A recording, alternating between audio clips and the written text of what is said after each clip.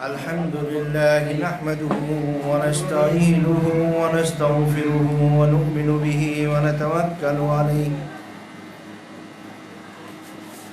ونعوذ بالله من شرور أنفسنا ومن سيئات أعمالنا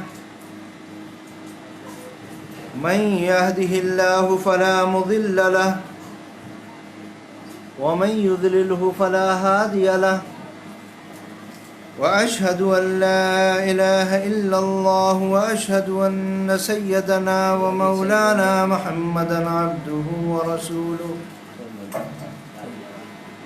وصلى الله تعالى على النبي الأمي وعلى آله وأصحابه وبارك وسلم تسليما كثيرا كثيرا.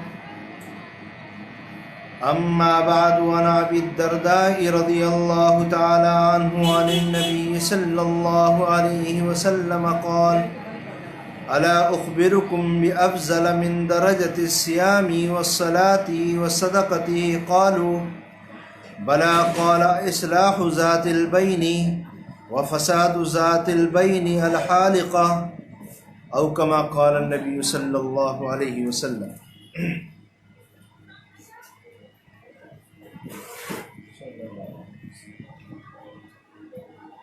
معزز خواتین اسلام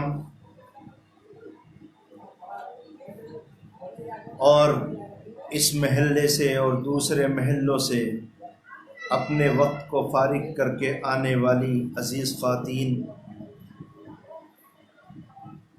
اللہ تعالیٰ آپ حضرات کو جزائے خیر عطا فرمائے کہ آپ اپنے قیمتی اوقات میں سے وقت نکال کر ہر 15 دن میں صرف اللہ کے دین کو سننے کے لیے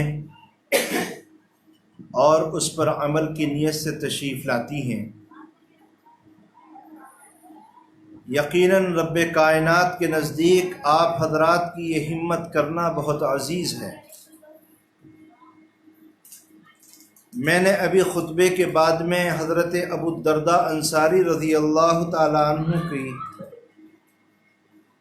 ایک حدیث شریف آپ کے سامنے پڑھ کر کے سنائی ہے، جو انہوں نے اپنے کانوں سے نبی کریم علیہ السلام سے سنی تھی. محترم خواتین اسلام، یہ ابو الدرداء انصاری رضی اللہ تعالیٰ عنہ جو نبی کریم علیہ السلام کی اس حدیث کو بیان فرما رہے ہیں، یہ اللہ کے رسول کے بڑے صحابہ میں سے ہیں اور اولیاء اللہ میں ان کا شمار ہوتا ہے.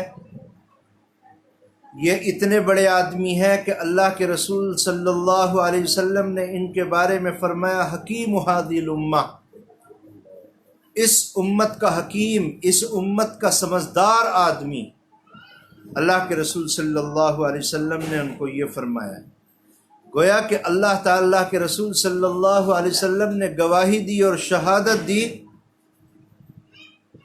کہ ابو الدرداء انصاری رضی اللہ تعالیٰ عنہ کو رب کائنات کی جانب سے حکمت عطا فرمائی گئی. وہ فرماتے ہیں کہ نبی کریم علیہ السلام نے ایک مرتبہ صحابہ کے درمیان میں فرمایا: الا اخبرکم بافضل من درجۃ الصیام والصلاۃ والصدقۃ؟ کیا میں تمہیں بتاؤں کہ نماز، روزے اور صدقے سے افضل چیز کیا ہے؟ اللہ کے رسول صلی اللہ علیہ وسلم نے فرمایا: کیا میں تمہیں بتاؤں کہ نماز، روزے سے افضل چیز کیا ہے؟ میری ماں و بہنوں، یہ نبی کریم علیہ السلام کا طریقہ کار تھا کہ آپ جب کوئی اہم بات بیان فرمانا چاہتے اور ارشاد فرمانا چاہتے تھے تو اپنی امت کے لوگوں کو متوجہ فرماتے اور ان کے اندر طلب فرماتے تھے، طلب پیدا فرماتے تھے. اس لیے آپ نے فرمایا: الا اخبرکم، کیا تمہیں ایک ایسی بات بتاؤں؟ اس لیے ایسے جملے کہنے سے سننے والوں کے اندر طلب اور بے چینی پیدا ہو جاتی ہے. اور وہ لوگ جو اپنی دین اور دنیا کو سنوارنا چاہتے ہیں وہ لوگ پوری طریقے پر متوجہ ہو جاتے ہیں۔ میری ماں و بہنوں،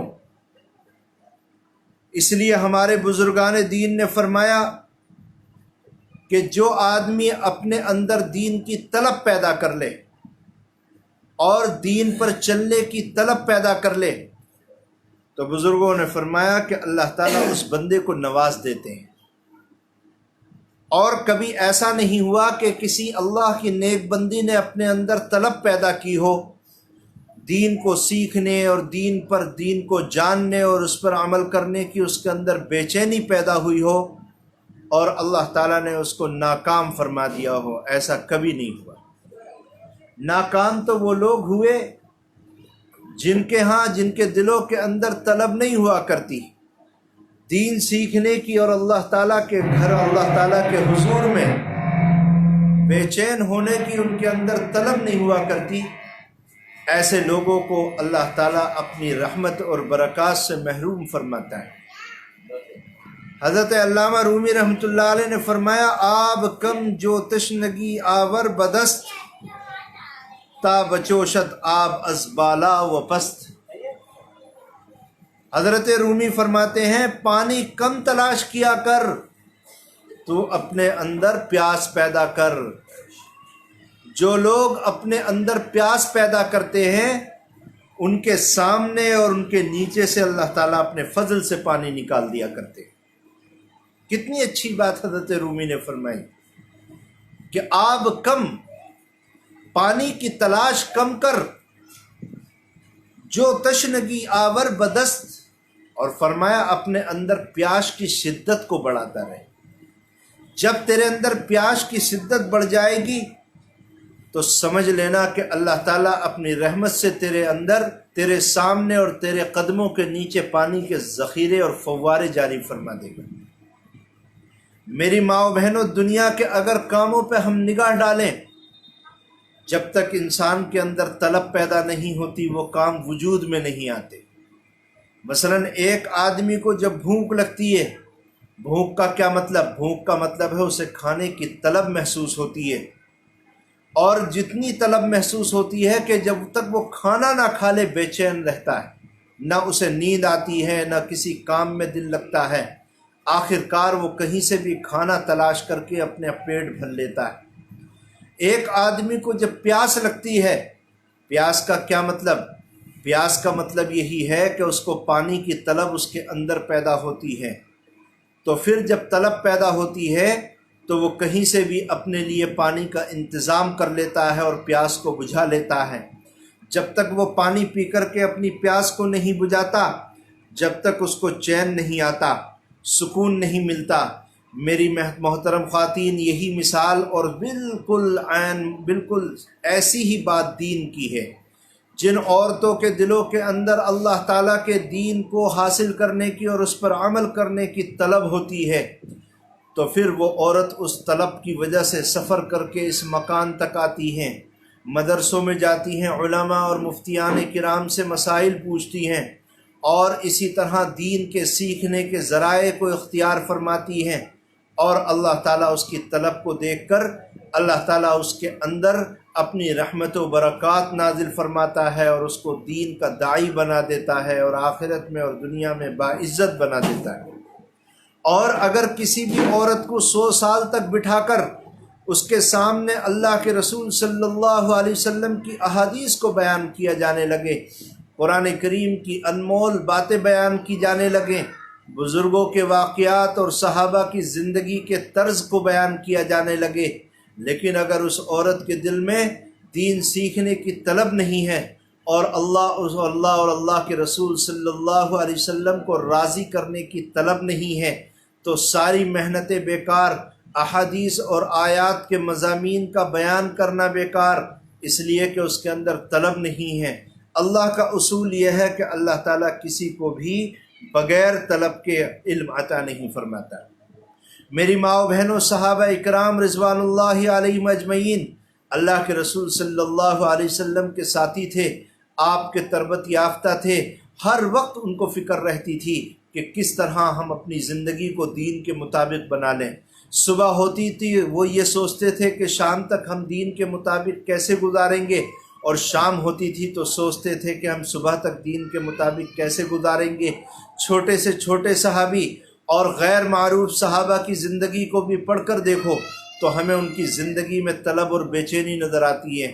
اگر وہ زندگی میں اپنے گھر میں، اپنے کاروبار میں، اپنے متعلقین میں کوئی کام انجام دیتے تو وہ فوراً اس بات کو سوچا کرتے تھے کہ یہ کام اللہ کی مرضی کے مطابق ہوا یا مطابق نہیں ہوا۔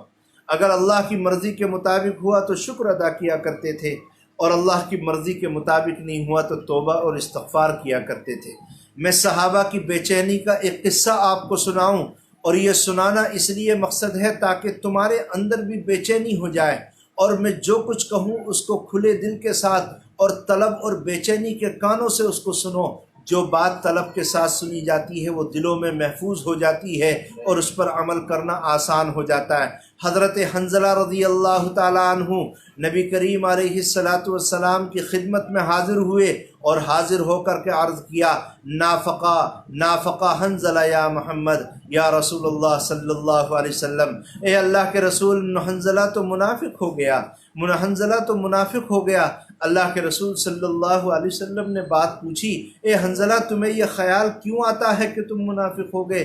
حضرت حنظلہ رضی اللہ تعالیٰ عنہ نے عرض کیا، اے اللہ کے رسول صلی اللہ علیہ وسلم، جب میں آپ کی مجلس میں بیٹھتا ہوں اور بیٹھ کر کے بات کو سنتا ہوں تو مجھے ایسے لگتا ہے کہ میری جنت اور دوزخ میری نگاہوں کے سامنے ہے، اور میں اپنے آپ کو دین سے بہت قریب پاتا ہوں، اور دین پر عمل کرنا میرے لیے آسان ہو جاتا ہے، اور میں یہ داعیہ اور یہ وعدہ کر کے اٹھتا ہوں کہ اب میں بقیہ زندگی کو دین کے تقاضوں کے مطابق گزاروں گا، لیکن جیسے ہی آپ کی مجلس سے اٹھ کر کے میں گھر چلا جاتا ہوں تو وہ جنت اور دوزخ کا منظر جو میرے سامنے ہوتا ہے وہ ختم ہو جاتا ہے، اور آپ کی مجلس میں جو فکر اور جو اسی طرح نظر پیدا ہوئی تھی وہ سب کی سب ختم ہو جاتی ہے۔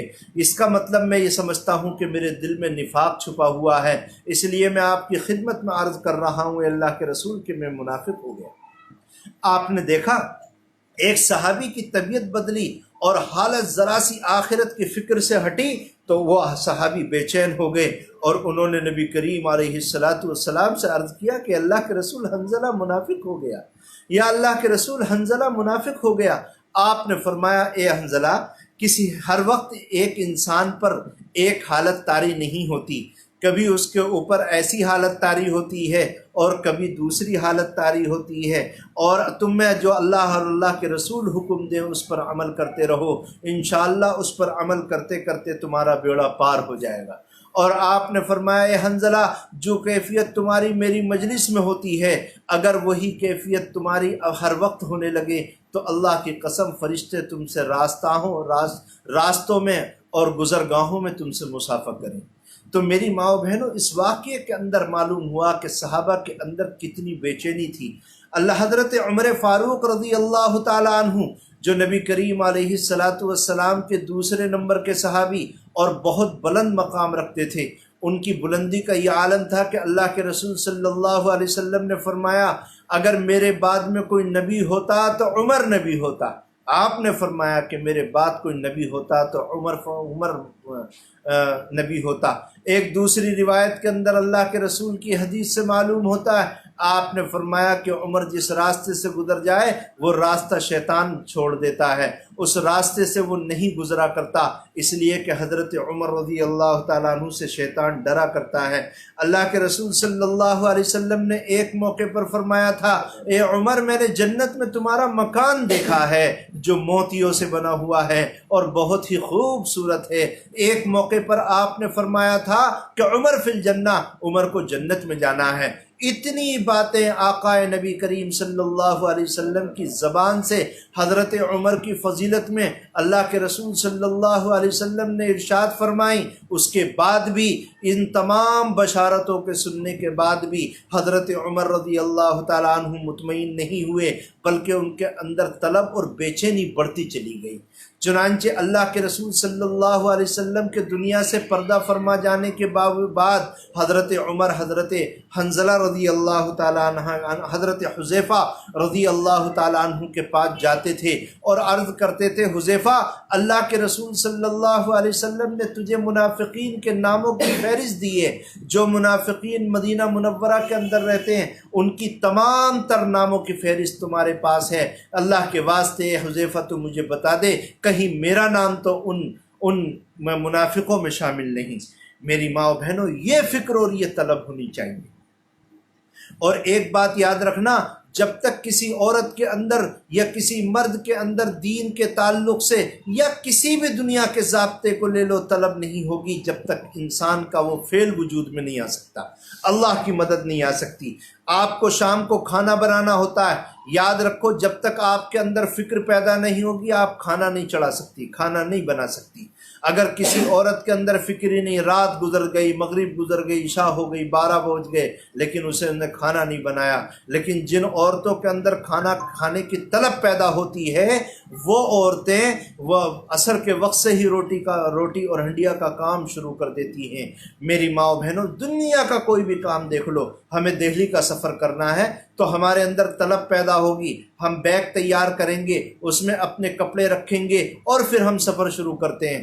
پہلے ہمارے اندر طلب پیدا ہوتی ہے، تب رب کائنات کی جانب سے مدد آتی ہے۔ یہی دین کا مسئلہ ہے کہ جن عورتوں کے اندر طلب ہوگی، اللہ تعالیٰ ان کے لیے اپنے دین پر عمل کرنا آسان فرما دیں گے، اور جن کے اندر طلب نہیں ہوگی اللہ تعالیٰ ان کے لیے اس راہ کو مشکل بنا دیں گے۔ میں نے حضرت رومی کا شعر پڑھا، آب کم جو تشنگی آور بدست تا بجوشت اب آز بالا و پست۔ اللہ حضرت رومی نے فرمایا کہ پانی کو تلاش مت کر، اپنے اندر طلب کو پیدا کر، اس لیے کہ جب تیرے اندر طلب پیدا ہوگی تو اس کی برکت سے اللہ تعالیٰ اپنے فضل کے ذریعے تیرے پیروں اور تیرے سامنے سے پانی کو نکال دیں گے، تیرے اندر سے پانی کو نکال دیں گے۔ میری ماں و بہنوں، صحابہ کے اندر یہی طلب تھی، اس لیے اللہ کے رسول صلی اللہ علیہ وسلم نے فرمایا، الا اخبرکم بافضل من درجۃ الصیام والصلاۃ والصدقہ۔ آپ نے اس لیے صحابہ کرام سے پوچھا، کیا میں تمہیں ایسی چیز نہ بتا دوں جس کا درجہ نماز سے بھی افضل ہے، روزے سے بھی افضل ہے، اور اللہ کے راستے میں خرچ کرنے والے صدقے سے بھی افضل ہے؟ آپ نے الا اخبرکم کہہ کر کے تمام صحابہ کو اپنی طرف متوجہ کیا، اور آپ نے متوجہ کرنے کے بعد میں ان کو بات فرمائی۔ صحابہ ایک دم متوجہ ہو گئے، ان کے ذہن میں یہ خیال آیا کہ ہم تو یہ سمجھتے تھے کہ دنیا میں سب سے بڑی عبادت نماز کا کام ہے، اس لیے کہ اللہ کے رسول صلی اللہ علیہ وسلم نے ارشاد فرمایا تھا کہ نماز اگر کوئی آدمی، آپ نے فرمایا تھا کہ نماز دین کا ستون ہے، الصلاۃ عماد الدین، نماز دین کا ستون ہے، آپ نے ارشاد فرمایا تھا۔ اور آپ نے ایک روایت کے اندر فرمایا کہ اگر کوئی آدمی کثرت سے نفل پڑھتا رہے اور بار بار اس کا معمول بنا لے اور اپنی زندگی میں نوافل کی کثرت کر دے، تو آقا مدنی نبی کریم علیہ السلام نے ارشاد فرمایا کہ اللہ تعالیٰ اللہ فرماتے ہیں کہ میں بندے کی آنکھ بن جاتا ہوں، پھر وہ میری آنکھ سے دیکھتا ہے، میں بندے کا کان بن جاتا ہوں، پھر وہ وہی سنتا ہے جو میں سنانا چاہتا ہوں، میں بندے کا ہاتھ بن جاتا ہوں، پھر بندہ وہی پکڑتا اور وہی کام کرتا ہے جو میں چاہتا ہوں۔ یعنی اللہ کے رسول یہ فرمانا چاہتے ہیں کہ کثرت سے نماز نفل پڑھنے کی وجہ سے بندہ سراپا اللہ کی رحمت کا مظہر بن جاتا ہے، اللہ تعالیٰ کی رحمت کا مظہر بن جاتا ہے۔ تو یہ روایات سننے کے بعد میں صحابہ کے دل کے اندر یہ خیال آیا کہ دنیا کے اندر کوئی سب سے بڑی عبادت ہو سکتی ہے تو وہ عبادت ہے نماز۔ اب اللہ کے رسول صلی اللہ علیہ وسلم فرما رہے ہیں کہ میں تم کو نماز سے بھی بڑی عبادت بتاتا ہوں۔ صحابہ متوجہ ہو گئے۔ اللہ کے رسول نے فرمایا تمہیں روزے سے بھی بڑی عبادت بتاتا ہوں۔ صحابہ اور متوجہ ہوئے، اس لیے کہ اللہ کے رسول صلی اللہ علیہ وسلم کی آپ نے حدیث سن رکھی تھی۔ آپ نے فرمایا تھا الصوم لی وانا اجزی بہ۔ اللہ تعالیٰ کی حدیث قدسی میں آتا ہے، اللہ تعالیٰ نے فرمایا کہ ہر چیز کا ثواب متعین کیا جا چکا، کہ یہ عمل کرو گے تو 10 نیکیاں، یہ عمل کرو گے تو 700 نیکیاں، یہ عمل کرو گے تو اتنی نیکیاں اتنی نیکیاں۔ لیکن روزہ ایک اللہ تعالیٰ کی ایسی عبادت ہے جس کا کوئی ثواب نہیں متعین۔ اللہ نے فرمایا روزہ میرے لیے رکھا جاتا ہے، میں ہی اس کا بدلہ دوں گا۔ صحابہ نے اس طرح کی احادیث سننے کے بعد میں روزہ رکھتے تھے، اور اللہ کے رسول صلی اللہ علیہ وسلم سے فضیلتیں سننے کے بعد ان کے ذہن کے اندر یہ بات آئی تھی کہ اس کا مطلب یہ ہوا کہ روزے سے بڑی کوئی عبادت نہیں ہو سکتی۔ لیکن اب اللہ کے رسول صلی اللہ علیہ وسلم فرما رہے ہیں کہ میں تمہیں روزے سے بھی بڑی عبادت بتاتا ہوں۔ صحابہ بے چین ہو گئے، اور آپ کے صحابہ کے کان، صحابہ اکرام کا سارا دل ادھر متوجہ ہو گیا۔ آپ نے فرمایا میں تمہیں صدقے سے بھی بڑی عبادت بتاتا ہوں۔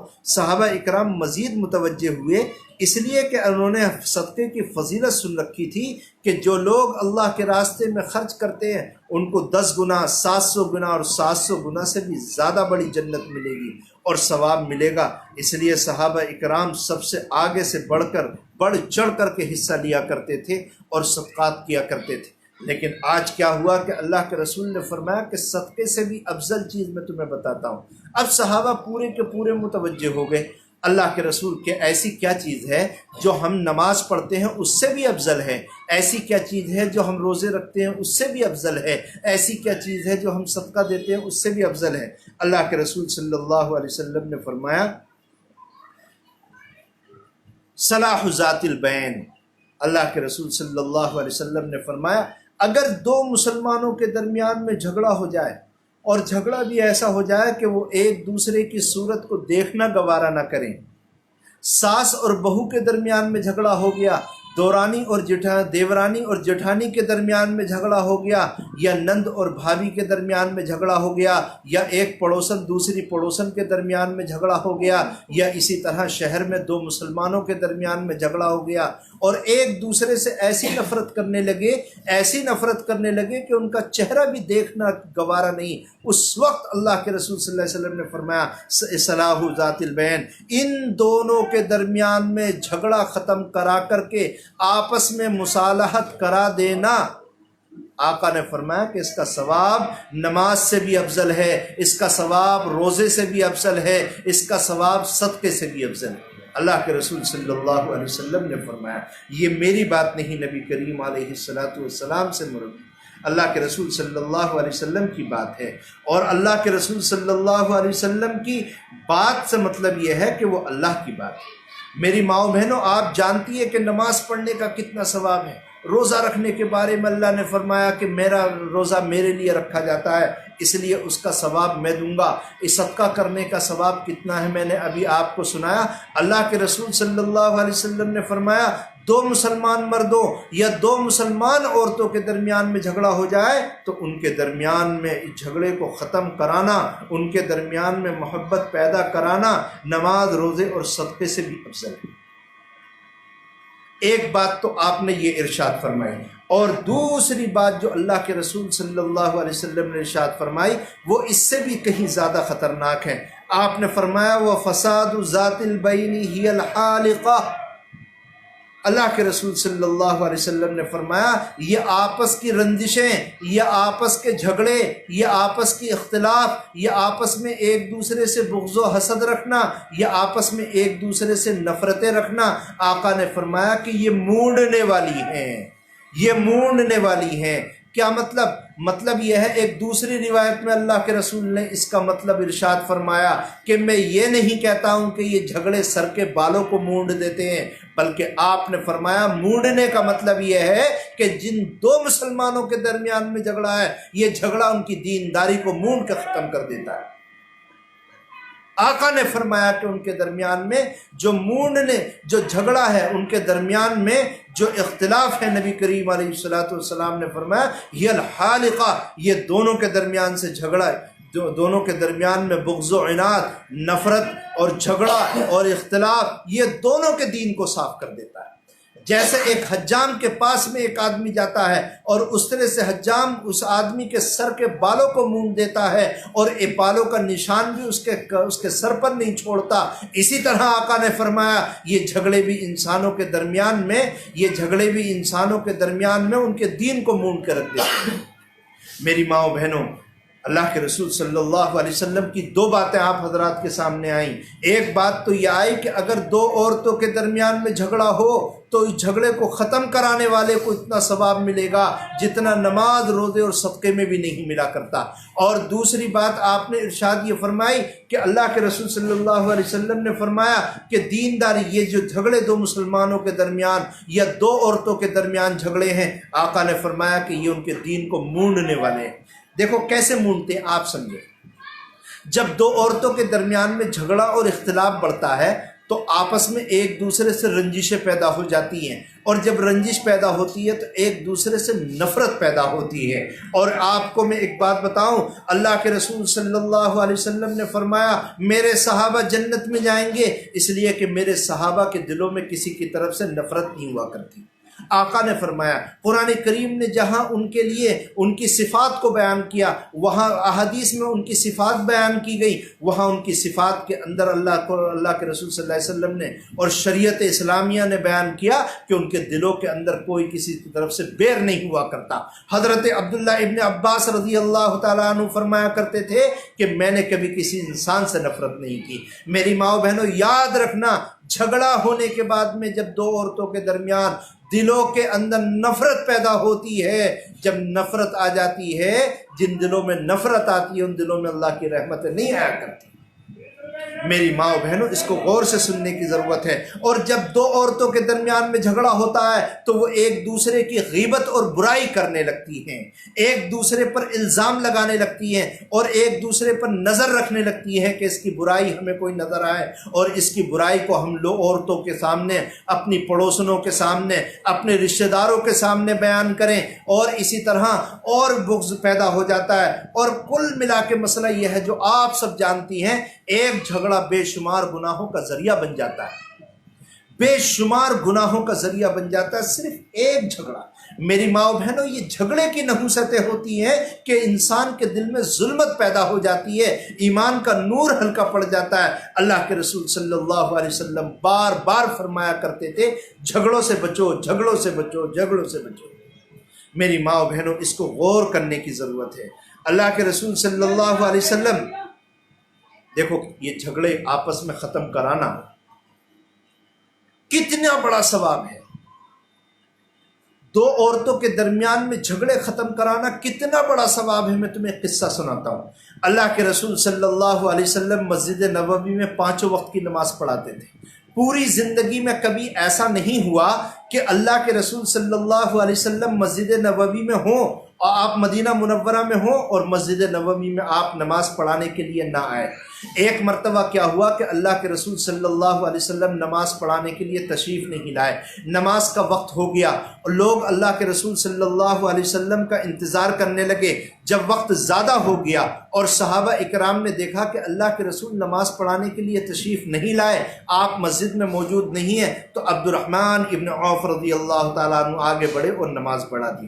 اس کے بعد میں اللہ کے رسول صلی اللہ علیہ وسلم جب تشریف لائے تو معلوم یہ ہوا کہ اللہ کے رسول مسجد نبوی کی نماز چھوڑ کر ایک دوسرے محلے میں دو مسلمانوں کے درمیان ہونے والے جھگڑے کو ختم کرانے کے لیے تشریف لے گئے۔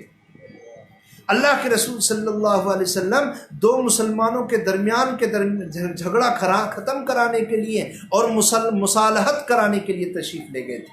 آپ نے اپنی نماز کو پڑھانے کو، آپ نے نماز نہیں پڑھائی اور اس کی جگہ ترجیح دی، آپ نے مسلمانوں کے درمیان صلح کرانے کو۔ میری ماں و بہنوں، اس کو سمجھنے کی ضرورت ہے، یہ کتنا بڑا ثواب ہے۔ آپ احادیث پڑھتی چلی جاؤ اور آپ کو اندازہ ہوگا کہ دو مسلمان عورتوں کے درمیان یا دو مسلمان مردوں کے درمیان جھگڑا ختم کرانے کی کتنی فضیلت ہے۔ میری ماں و بہنوں، اللہ کے رسول صلی اللہ علیہ وسلم کی ایک حدیث ہے، آپ نے فرمایا کہ اگر دو عورتوں میں جھگڑا ہو جائے یا دو مردوں میں جھگڑا ہو جائے، آپ نے فرمایا کہ دیکھو، ایک آدمی ایک عورت غلطی پر ہے، ایک عورت صحیح ہے، دونوں کے درمیان میں اختلاف ہو گیا، جو عورت غلطی پر ہے اسے تھوڑی دیر کے بعد میں احساس ہوا کہ میں جو اپنی بہن سے یا رشتہ دار سے لڑ رہی ہوں میں اپنی غلطی پر ہوں، اور وہ لڑائی کو ختم کر دیتی ہے۔ اللہ کے رسول نے فرمایا جو عورت اپنی غلطی کو مان کر جھگڑے کو ختم کر دے اور اتحاد و اتفاق کو پیدا کر لے، آپ نے فرمایا کہ میں گارنٹی لیتا ہوں اللہ تعالیٰ اس کے لیے جنت کی کیاریوں میں ایک مکان بنائے، جنت کی کیاریوں میں ایک مکان بنائیں گے، کیونکہ اس عورت نے اپنی غلطی کو غلطی مانا اور جھگڑا ختم کرنے کے لیے اتحاد و اتفاق کے لیے جھگڑے کو ختم کر دیا۔ لیکن بات پوری نہیں ہوئی، آپ آگے سنیں۔ اللہ کے رسول نے فرمایا کہ اگر وہ عورت جو حق پر تھی، جو صحیح تھی، لیکن اس کے باوجود حق پر ہونے کے باوجود اس نے جھگڑے کو ختم کر دیا صرف اس لیے کہ اتحاد اور اتفاق قائم ہو جائے اور گھر سے یہ منحوس جھگڑا ختم ہو جائے، اللہ کے رسول نے اس پیاری عورت کے بارے میں فرمایا میں گارنٹی لیتا ہوں اللہ تعالیٰ اس کے لیے جنت کے بیچ میں مکان بنائے گا، جنت کے بیچ میں مکان بنائے گا، کیونکہ اس عورت نے صرف اتحاد اور اتفاق قائم کرنے کے لیے اور نفرتوں کو ختم کرنے کے لیے، صرف اتحاد کے لیے جھگڑے کو ختم کر دیا، اپنا حق چھوڑ دیا، جو غلطی پر تھا اس کو معاف کر دیا۔ اللہ کے رسول صلی اللہ علیہ وسلم نے فرمایا کہ اس عورت کے لیے اللہ تعالیٰ جنت کے بیچ میں مکان بنائے۔ ساری شریعت کو پڑھ ڈالو، اللہ نے یہ نہیں فرمایا کہ تم نماز پڑھو گے تو ہم بیچ میں مکان بنائیں گے، تم روزہ رکھو گی تو ہم بیچ میں مکان بنائیں گے، کبھی نہیں فرمایا اللہ تعالیٰ نے۔ اللہ کے رسول صلی اللہ علیہ وسلم نے بھی یہ نہیں فرمایا۔ صرف جھگڑے کو ختم کرنے والی عورتوں اور جھگڑے کے ختم کرنے والے مردوں اور اپنی نفرتوں کو پر پانی پھیر ڈالنے والے انسانوں کے لیے اللہ کے رسول نے یہ ضمانت دی ہے کہ ہم ان کے لیے بیچ جنت میں مکان بنائیں۔ دیکھو ایک حدیث سنو، اذا التقى المسلمان بسيفهما فالقاتل والمقتول كلاهما في النار۔ اللہ کے رسول صلی اللہ علیہ وسلم نے فرمایا جب دو مسلمان آپس میں لڑیں اور ایک دوسرے کو قتل کرنے کے لیے تلواریں نکال لیں اور ان میں سے ایک آدمی دوسرے کو قتل کر دے تو دونوں کے دونوں جہنم میں جائیں گے، دونوں کے دونوں جہنم میں جائیں گے۔ صحابہ اکرام نے پوچھا اے اللہ کے رسول ہماری تو کوئی بات سمجھ میں آئی نہیں، اس لیے کہ قاتل تو جہنم میں اس لیے جائے گا کہ اس نے ایک مسلمان کو قتل کر دیا، یہ بات ہماری سمجھ میں آتی ہے، لیکن اے اللہ کے رسول صلی اللہ علیہ وسلم جس کو قتل کیا گیا یعنی مقتول، آخر وہ کیوں جہنم میں جائے گا، اس کی کیا غلطی ہے؟ آقا نے فرمایا دیکھو بھئی بات یہ ہے دونوں نے تلواریں ایک دوسرے کو قتل کرنے کے لیے نکالی تھی، وہ الگ بات ہے کہ ایک کا داؤ چلا اور ایک کا داؤ نہیں چلا، یعنی جھگڑا کرنے کی دونوں کوششیں کر رہے تھے، فساد مچانے کی دونوں کوششیں کر رہے تھے، اور دونوں اس چکر میں تھے کہ ہمیں موقع ملے ہم قتل کر دیں، اس لیے اللہ تعالیٰ دونوں کو جہنم میں ڈال دے۔ میری ماں بہنوں غور کرنے کی ضرورت ہے، ان گھروں کو اپنے جھگڑوں سے پاک کرنے کی ضرورت ہے۔ اگر یہی صورتحال رہی تو اللہ تعالیٰ ہم سب کے ساتھ کیا معاملہ کرے گا اللہ تعالیٰ بہتر جانتا ہے۔ اللہ کے رسول صلی اللہ علیہ وسلم نے اپنے صحابہ سے ارشاد فرمایا اگر تم پر کوئی حبشی غلام بادشاہ یا حاکم بن جائے، حبشی غلام جو اتنا کالا جس کو کوئی دیکھنا پسند نہ کرے، اور غلام جو پڑھا لکھا سمجھدار بھی نہیں ہوتا، اگر کوئی غلام ایسا حاکم بن جائے تو اس کی اطاعت کرو جب تک وہ کفر اختیار نہ کرے، اس لیے کہ آپ نے فرمایا کہ اگر تم حبشی غلام کے خلاف تلوار نکالو گے تو کچھ لوگ تمہارے ساتھ ہوں گے، کچھ لوگ ان کے ساتھ ہوں گے، اور اس طرح امت کے اندر اختلاف پیدا ہو جائے گا۔ میرے کونوا عباد اللہ اخوانا، کونوا عباد اللہ اخوانا، کونوا عباد اللہ اخوانا۔ اللہ تعالیٰ اللہ کے رسول نے فرمایا کہ اللہ کے بندو بھائی بھائی ہو جاؤ۔ میری ماں بہنوں آج ہم جب بھی سوچتے ہیں عبادت کرنا ہے تو ہمارے ذہنوں کے اندر کیا بات آتی ہے؟ ہمارے ذہنوں کے اندر بات آتی ہے کہ ہمیں نماز پڑھنا ہے، قرآن پڑھنا ہے، زکوٰۃ دینا ہے، صدقات کرنا ہے، تسبیح پڑھنا ہے اور ذکر کرنا ہے، یہ ساری باتیں ذہنوں میں آتی ہیں کہ ہمیں عبادت کرنا ہے۔ لیکن کبھی کیا یہ بات بھی ذہن میں آئی ہے کہ ہمیں دو لوگوں کے درمیان میں صلح کرانا ہے؟ یا کبھی یہ بات ذہن میں آئی ہے کہ ہمیں اپنی بہن سے، اپنی ساس سے، اپنی بہو سے، اپنی بھابھی سے، اپنی پڑوسن سے، اپنی دورانی سے، اپنی جٹھانی سے ہمارا جو اختلاف ہے اس اختلاف کو ہم ختم کر دیں؟ کبھی یہ بات ذہن میں نہیں آتی، اس لیے کہ ہم عبادت ہی اس کو نہیں سمجھتے۔ حالانکہ میں نے ابھی حضرت ابو الدرداء رضی اللہ تعالیٰ عنہ کی حدیث پڑھ کے سنائی، اللہ کے رسول صلی اللہ علیہ وسلم نے فرمایا کہ اللہ ایسے لوگوں کو نماز، روزے اور صدقے سے بڑا ثواب ملے گا۔ اور عجیب بات یہ ہے، اللہ کے رسول صلی اللہ علیہ وسلم نے ارشاد فرمایا، دیکھو جھوٹ بولنا حرام ہے، جھوٹ بولنے کی اجازت نہیں ہے۔ اللہ کے رسول صلی اللہ علیہ وسلم نے فرمایا، جو آدمی یا جو عورت جھوٹ بولتا ہے اللہ تعالیٰ کے رحمت کے فرشتے اس سے دور بھاگ جاتے ہیں، اور جھوٹ والوں کو اپنی جھوٹ کی سزا ملے گی۔ لیکن آقا نے فرمایا کہ علماء نے لکھا ہے کہ اگر کوئی آدمی دو عورتوں کے درمیان، کوئی اللہ کی بندی دو عورتوں کے درمیان میں جھگڑا ختم کروانے کے لیے جھوٹ بول دے تو اللہ تعالیٰ اس کو گناہ نہیں دے گا بلکہ ثواب دے گا۔ مثلا اس کی مثال، کوئی آپ سے برائی کرتی ہے کہ میری دورانی ایسی ہے، میری جٹھانی ایسی ہے، یا فلاں ایسا ہے، یا فلاں ایسا ہے، تو اگر اللہ کی نیک بندی ہمت کر کے یہ کہہ دے کہ آپ تو اس کی برائی کر رہی ہو، حالانکہ میں نے سنا ہے کہ وہ آپ کو دعا دے رہی تھی اور آپ کی تعریف کر رہی تھی، صرف اتنا کہنا کہ آپ کی برائی، آپ تو اس کی برائی کر رہی ہو، لیکن وہ اللہ کی نیک بندی تو ایسی ہے کہ وہ آپ کو دعا بھی دے رہی تھی، اور وہ آپ کے لیے آپ سے محبت بھی کرتی اور آپ کی تعریف بھی کر رہی تھی۔ سچی بات بتاؤ، یہ جھگڑے کی چنگاری یہ آگ بنے گی یا بجھ کے رہ جائے گی؟ میری ماں و بہنوں، تم میں سے کتنی عورتیں اس کام کے لیے تیار ہیں جو اس کا، آج تو صورتحال بالکل بدل گئی ہے، اگر دو عورتوں میں جھگڑا ہو جائے تو دونوں کی دونوں ایسی عورتوں کو تلاش کرتی ہیں جو ان کی باتیں سن لیں۔ چنانچہ وہ کام وام جلدی، جس دن جھگڑا ہوتا ہے عورتیں کام وام جلدی نپٹاتی ہیں اور اپنی چھت پر یا پڑوس کی دیوار پر کھڑے ہو کے ایسی عورتوں کو تلاش کرتی ہے جن کے سامنے اپنے دل کو، غبار کو ٹھنڈا کر لے۔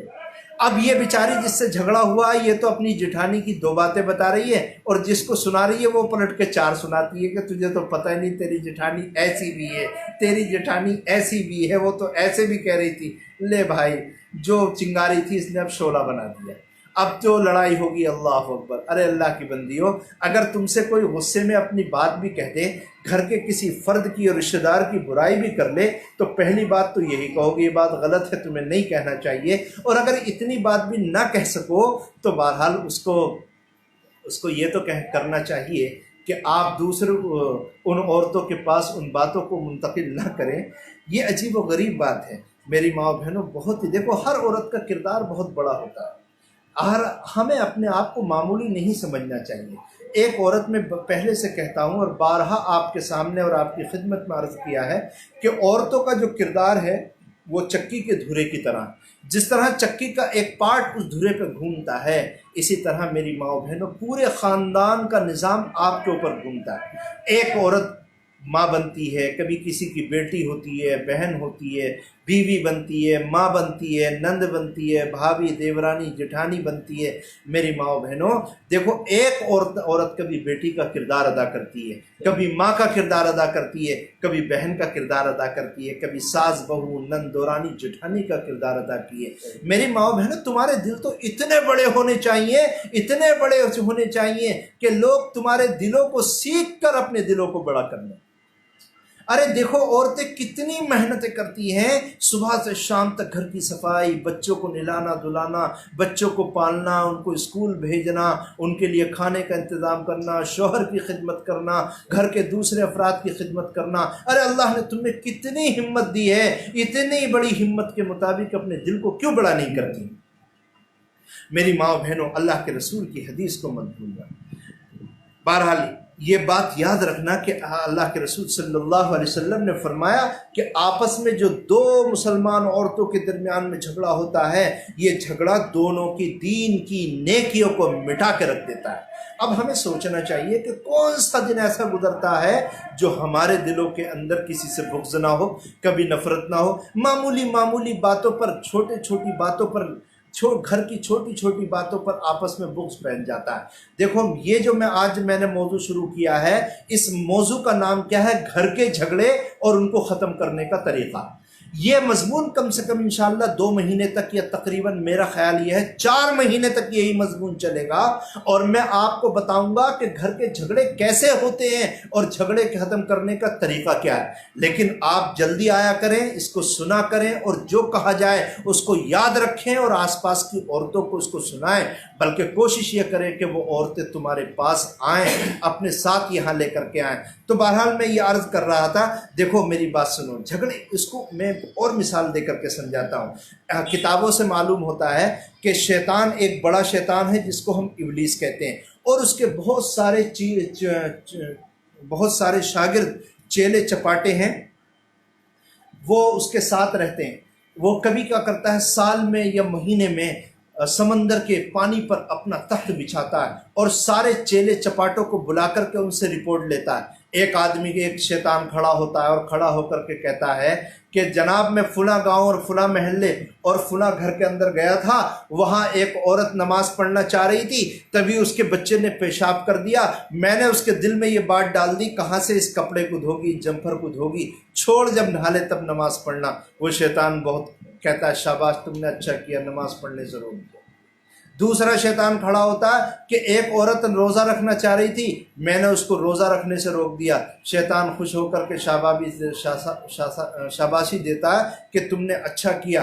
تیسرا شیطان کھڑا ہوتا ہے اور کھڑا ہو کر کے کہتا ہے کہ ایک عورت اللہ کے راستے میں اپنے مال کو خرچ کرنا چاہتی تھی، میں نے اس کو روک دیا۔ شیطان خوش ہو کر کے شاباشی دیتا ہے۔ پھر آخر میں ایک شیطان کھڑا ہوتا ہے اور وہ کہتا ہے کہ میں نے 2 مردوں یا 2 عورتوں کے درمیان میں جھگڑا کرا دیا اور ان کے دل میں ایک دوسرے کے درمیان میں نفرتیں پیدا کر دی، یا فلاں علاقے میں میاں بیوی محبت سے رہتے تھے، میں نے ان کے درمیان میں نفرتیں ڈال دی، آج حال یہ ہے کہ وہ ایک دوسرے کا چہرہ نہیں دیکھ سکتے۔ شیطان کھڑا ہو جاتا ہے اور کھڑا ہو کر کے اس کو اپنے گلے سے لگاتا ہے اور اپنے تخت پر بٹھاتا ہے اور کہتا ہے کہ آج تم نے میرا کام کر دیا۔ میری ماں بہنوں، یہ شیطانی جھگڑے ہیں، یہ نفرتیں شیطانی ہیں، اس سے کوئی نفع نہیں ہونے والا، اس سے کوئی نفع نہیں ہونے والا، اپنے دین اور دنیا دونوں کو بدنام کرنا۔ اب سوال یہ پیدا ہوتا ہے، اس آپس کے جھگڑے کو ہم ختم کیسے کریں؟ ہم جس سے آدمی سے بھی بات کرتے ہیں، ہر آدمی یہی کہتا ہے کہ مفتی صاحب ہمارے گھر میں جھگڑے نہیں ہونے چاہیے، ہم یہ چاہتے ہیں کہ ہمارے گھروں میں جھگڑے نہ ہوں۔ جس عورت سے بات کرتے ہیں وہ یہی چاہتی ہے کہ اس کے گھر میں جھگڑے نہ ہوں۔ تو سوال یہ پیدا ہوتا ہے کہ چاہتے سب ہیں جھگڑے نہ ہو، پھر یہ جھگڑے ہوتے کیوں ہیں؟ سوال یہ پیدا ہوتا ہے کہ بوڑھی اماں سے پوچھو، وہ کہتی ہے کہ میں تو یہ چاہتی ہوں ساری بہویں خوش رہیں۔ بہو سے پوچھو، وہ یہ کہتی ہے کہ ساری دورانی جٹھانی ہم مل کے رہیں۔ ساس سے پوچھو، سب کہتے ہیں۔ آس پڑوس کے لوگوں سے پوچھو، سب کہتے ہیں۔ پھر سوال یہ پیدا ہوتا ہے کہ اگر سب بڑے چھوٹے اور برابر والے سب کے سب لوگ اگر جھگڑا ختم کرنا چاہتے ہیں اور سب کے سب جھگڑا نہیں چاہتے، پھر یہ گھروں میں، محلوں میں، بستیوں میں جھگڑے ہوتے کیوں ہیں؟ اور یہ جھگڑے ختم کرنا چاہتے ہیں تو جھگڑے ختم کیوں نہیں ہوتے؟ دیکھو میری ماں بہنوں، میں آپ کو اس کے اسباب بتاؤں گا، آخر کار گھروں میں جھگڑے ہوتے کیوں ہیں اور جھگڑے کی وجہ کیا ہے۔ لیکن اس گھر کے جھگڑوں کے اسباب بتانے سے پہلے میں آپ کو یہ بتانا چاہوں گا کہ جھگڑے ختم کرنے کے باوجود جھگڑے ختم کیوں نہیں ہوتے۔ ہمارے بزرگوں میں ایک بزرگ گزرے جو حاجی امداد اللہ مہاجر مکی رحمۃ اللہ علیہ کے نام سے مشہور تھے۔ تھانہ بھون میں پیدا ہوئے اور ہندوستان میں ہی رہا کرتے تھے، لیکن 1857 کے پاس حضرت امداد اللہ مہاجر مکی رحمۃ اللہ علیہ نے مکہ مکرمہ ہجرت فرمائی، اور حضرت خدیجہ الکبریٰ رضی اللہ تعالی عنہا کے برابر میں ان کی خبر ہے۔ وہ فرمایا کرتے تھے کہ انسان کے اندر اگر 2 باتیں پیدا ہو جائیں، اگر کسی ہر عورت کے اندر 2 باتیں پیدا ہو جائیں، وہ فرمایا کرتے تھے، تو پھر آپس کے جھگڑے بالکل ختم ہو جائیں۔ 2 صفت اگر ہر انسان کے اندر پیدا ہو جائے، اور خصوصاً میں ان اپنی مسلم خواتین سے درخواست کروں گا کہ اگر ہر عورت آج یہ سیکھ کر کے گئی کہ ہمیں اپنے اندر 2 صفات اور 2 خوبیاں پیدا کرنا ہے، تو پھر سمجھ لو گھر کے اندر کوئی جھگڑا نہیں ہوگا۔ یہ حضرت حاجی امداد اللہ مہاجر مکی رحمۃ اللہ علیہ فرماتے ہیں۔ ان میں سے پہلی وجہ کیا ہے؟ ان 2 چیزوں میں سے ایک چیز ہے اپنے اندر تواضع پیدا کرنا۔ دیکھو جھگڑے کیوں ہوتے ہیں؟ گھروں میں جھگڑے ہوتے ہیں، ہر آدمی اپنے آپ کو دوسرے سے بڑا سمجھ رہا ہے، ہر آدمی دوسرے کی بات سننے کے لیے تیار نہیں، ہر آدمی اپنی ایک حیثیت سمجھ رہا ہے، کوئی کسی سے اپنے آپ کو چھوٹا ماننے کے لیے تیار نہیں۔ اور اگر کوئی کسی اپنے آپ کو بڑا سمجھے تو میری ماں بہنوں یہ تکبر ہے، اور تکبر انسان کے دل کے اندر گھمنڈ پیدا کرتا ہے، اور گھمنڈ سے انسان کے اندر اختلاف پیدا ہوتا ہے، حسد پیدا ہوتا ہے، بغض پیدا ہوتا ہے۔ تو حضرت حاجی امداد اللہ مہاجر مکی رحمۃ اللہ علیہ نے فرمایا کہ اگر ہر اللہ کا بندہ اور اللہ کی بندی اپنے اندر تواضع پیدا کرنے لگے اور اپنے آپ کو یہ سوچنے لگے کہ بھئی میری تو کوئی حیثیت ہی نہیں، اگر اللہ نے یہ ایک وقت کا کھانا کھانے کے لیے دیا ہے تو یہ اللہ کا کرم ہے، میں کہاں اس کی حقدار تھی، اگر اللہ نے مجھے ایک جوڑا عطا فرمایا ہے تو یہ اللہ کا کرم ہے، میں کہاں اس کی حقدار تھی۔ اگر یہ باتیں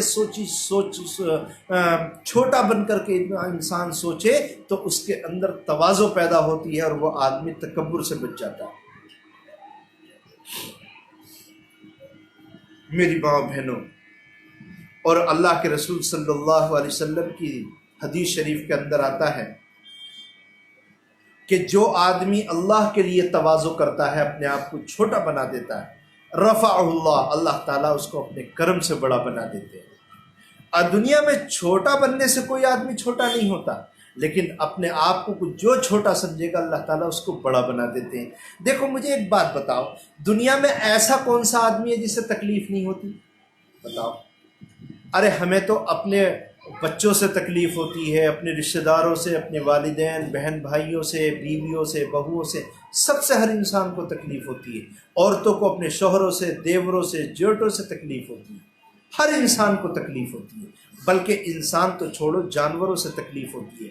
حضرت تھانوی رحمۃ اللہ علیہ ایک نسخہ ارشاد فرماتے تھے، اور یہ فرماتے تھے کہ اگر کوئی آدمی یہ سوچ لے کہ بھائی ہمیں تو یہ انسان تو ہر ایک کو تکلیف پہنچاتا ہی ہے اور ہمیں بھی تکلیف پہنچتی ہے، لیکن اگر وہ یہ سوچ لے کہ ہمیں اگر کسی سے تکلیف ہو رہی ہے تو پھر کوئی تعجب کی بات نہیں، اور اگر ہمارے لیے کوئی اچھا کام کر دے، ہماری کوئی عزت کر لے تو میری ماؤں بہنوں پھر اس کے لیے شکریہ دل کے اندر پیدا ہوتا ہے۔ دیکھو ایک بات اور یاد رکھو، ہم لوگوں سے بہت جلدی امیدیں وابستہ کر لیتے ہیں۔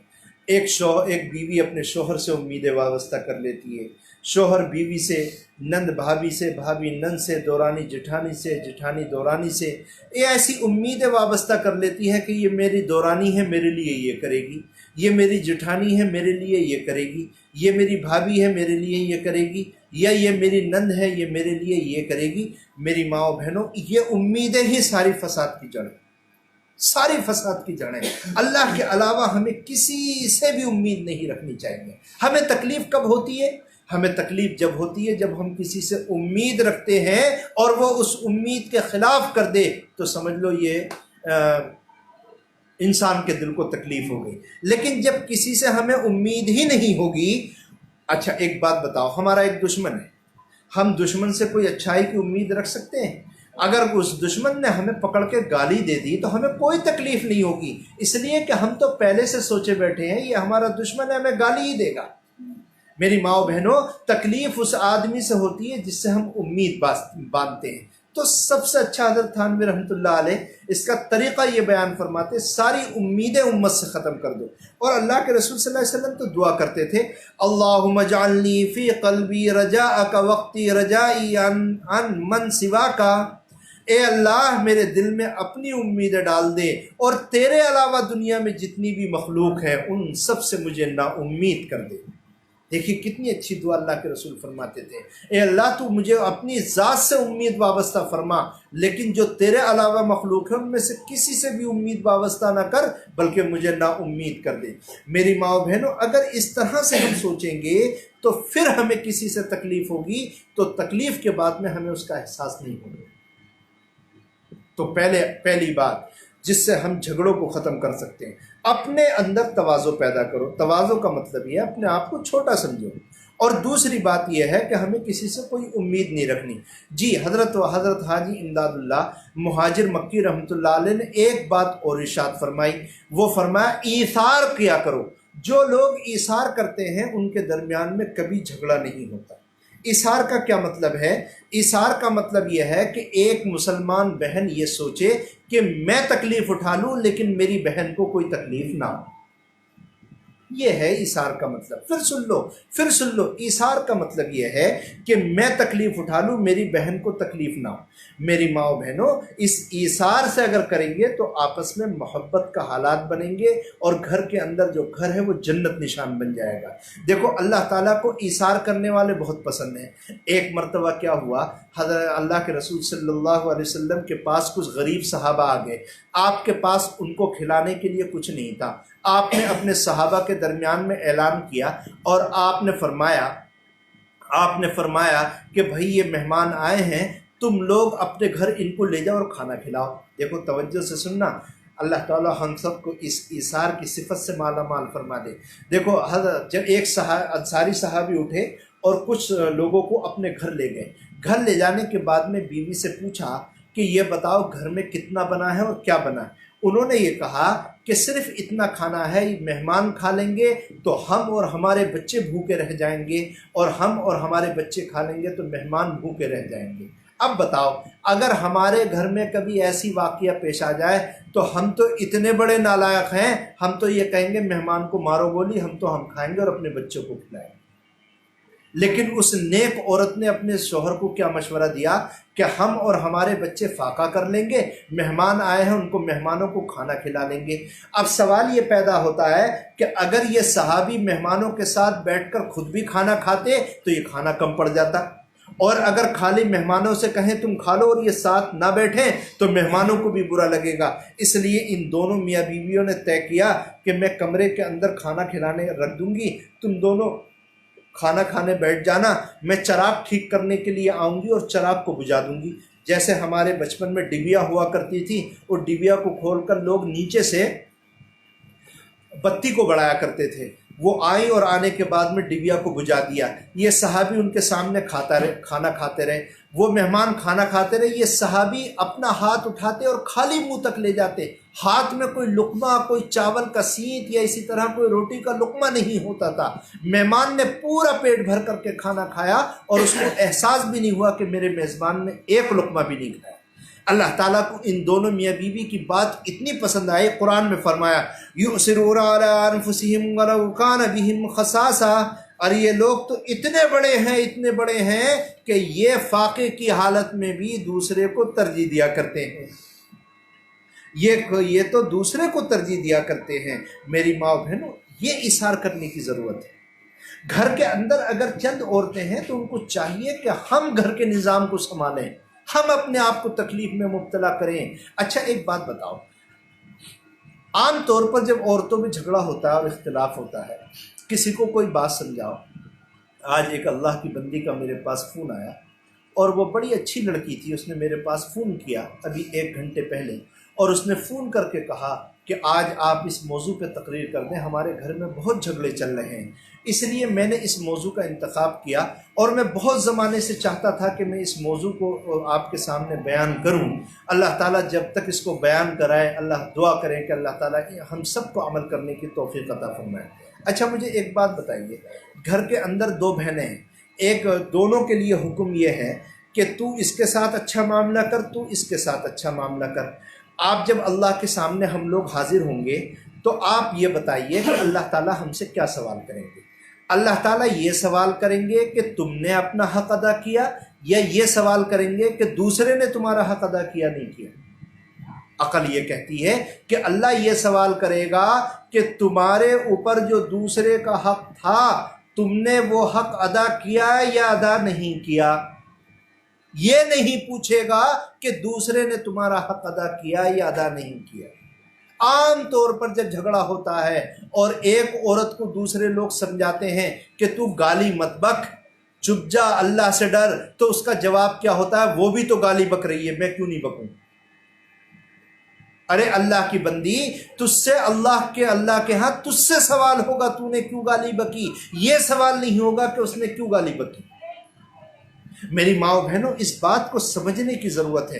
آج کل گھروں میں کھانے پینے کی معمولی چیزوں کو لے کر کے جھگڑے کہ اس نے ان کے گھر وہ آیا، اس نے ہمیں کھانے کی چیز نہیں دی، وہ دے گی تو ہم دیں گے، وہ نہیں دے گی تو ہم نہیں دیں گے۔ ارے اللہ کی بندی، کیا کھانا پینا؟ ارے تیرا ابھی ہم نے بیان کیا کہ تو اپنی امیدوں کو ختم کر دے، تجھے کچھ کھانا ہے اللہ سے مانگ، اگر کوئی دوسرا دے دے تو اچھی بات، ورنہ ہمارا حق ہے کہ ہم دوسروں کو کھلائیں، ہمارا حق ہے کہ ہم گھر والوں کو خوش رکھیں، ہر آدمی کا حق ہے کہ وہ دوسروں کو خوش رکھیں۔ آج دو دورانی جٹھانیوں میں اس بات کو لے کر کے جھگڑے ہیں کہ اس نے ہمارے بچوں کو کیلا نہیں دیا، ہم اس کے بچوں کو کیلا کیوں دیں؟ ارے اللہ کی بندی، تم کس خاندان سے پیدا ہوئی ہو، کس زمین میں پیدا ہوئی ہو، کیسا تمہارا دل ہے؟ جانور بھی آپس میں بانٹ کے کھانا کھا لیتے ہیں۔ ارے اس نے نہیں دیا، وہ چھوٹے دل کی تھی، لیکن تو اپنا بڑا دل کر کے دکھا، تو کیوں چھوٹا دل بن کر کے دکھا رہے ہیں؟ ارے اس نے نہیں دیا، تو دے کر کے دکھا، اس کو اتنا دے کہ وہ شرمندہ ہو جائے اور وہ بھی تجھے دینے لگے۔ کیوں اپنے عمل سے تو نہیں دکھاتی؟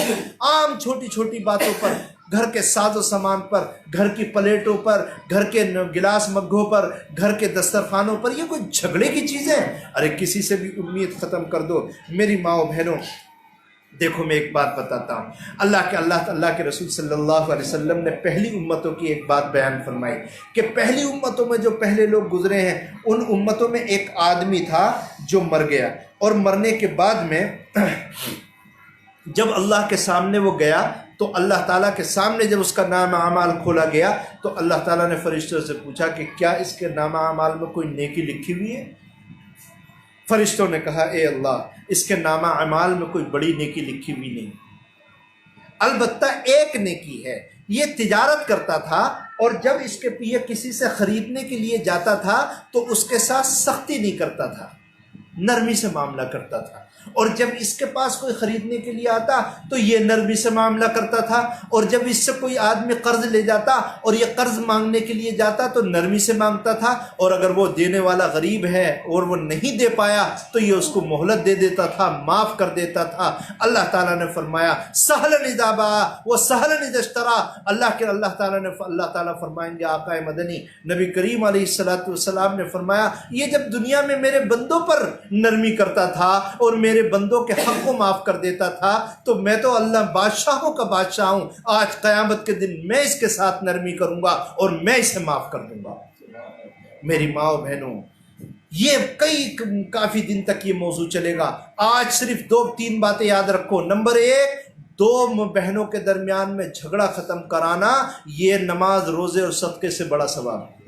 میں ان بہنوں سے بطور خاص متوجہ کروں گا اور جو آپس میں لڑائی بجھائی میں شریک ہوتی ہے، اللہ کے واسطے ہاتھ جوڑ کر میں آپ سے درخواست کرتا ہوں، 2 عورتوں کے درمیان میں لڑائی جھگڑا کرانے کی اور لگائی بجھائی کرانے کا کام بند کرو۔ اور میں آپ سے درخواست کرتا ہوں، اگر آپ کے رشتہ داروں میں کوئی ایسی عورت ہے جو لگائی بجھائی کرتی ہے، اس سے تعلق ختم کر لو، اس کے ساتھ بیٹھنا اٹھنا بند کر دو۔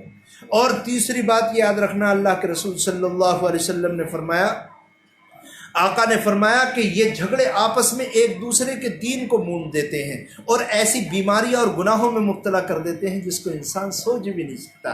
تیسری بات یہ میں بتاتا ہوں حاجی امداد اللہ مہاجر مکی کی، اور اس کو یاد رکھنا ہے کہ 2 باتیں یاد رکھنا۔ نمبر 1، اپنے آپ کو گھر میں چھوٹا سمجھنا ہے، بڑا سمجھنا نہیں ہے۔ نمبر 2، دوسرا کیسا بھی معاملہ کرے ہمیں ایثار کرتے ہوئے اس کے ساتھ بڑا معاملہ کرنا ہے۔ اس کو 15 دن اس کو مشق کر کے آؤ، پھر اللہ تعالیٰ نور پیدا کرے گا اور ہم آگے بتائیں گے پھر کیا کرنا ہے۔ اللہ تعالیٰ مجھے بھی، ہم سب کو، اور جو بطور خاص یہاں عورتیں بیٹھی ہیں ان کو عمل کرنے کی توفیق عطا فرمائے۔ وآخر دعوانا الحمدللہ رب